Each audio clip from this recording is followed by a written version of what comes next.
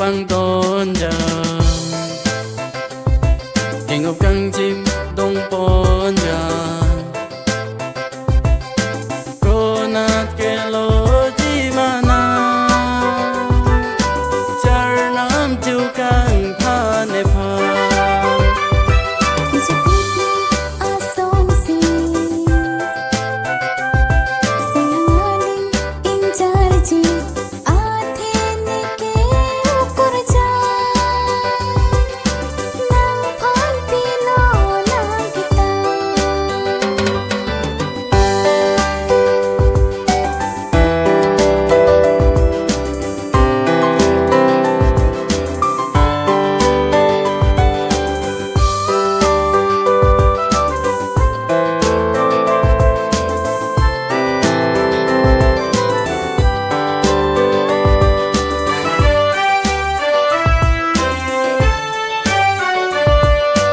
Raniwang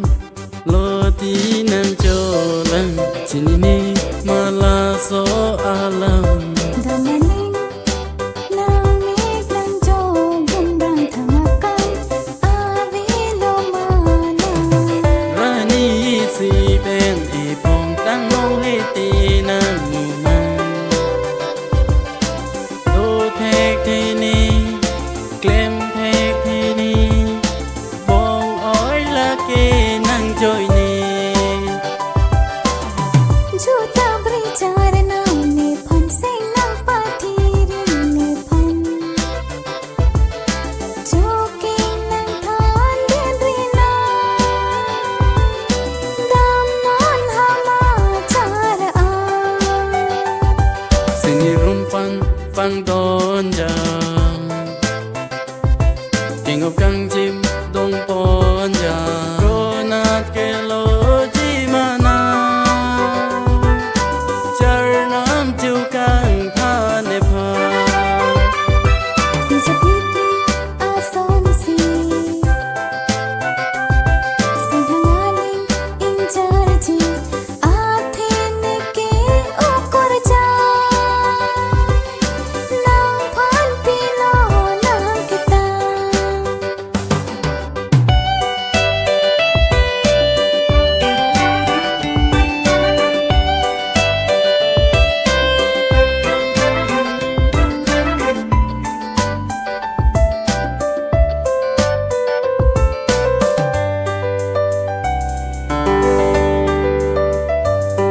Samina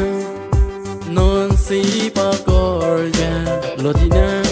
jelang tunang prang jolu o pusi kiti nanang nanang asami apa Samina non si pakorja lotina jelang tunang prang jolu o pusi kiti nanang nanang asami apa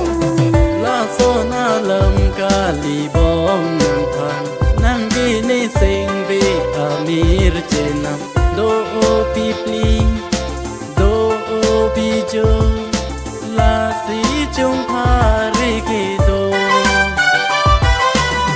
sinye wo mong ve asona kanja pati lang ne ki singron penne umri rite long ji ka hon kosona sini rumpan pang don jam king of kang